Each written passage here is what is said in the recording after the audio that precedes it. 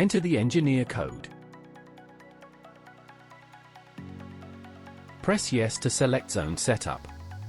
Enter the 3-digit zone number you want to learn a device to.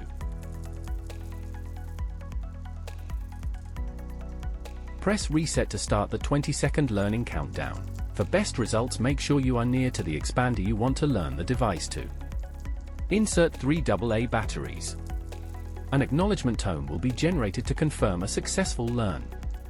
The control panel will assign the correct operating mode for the device.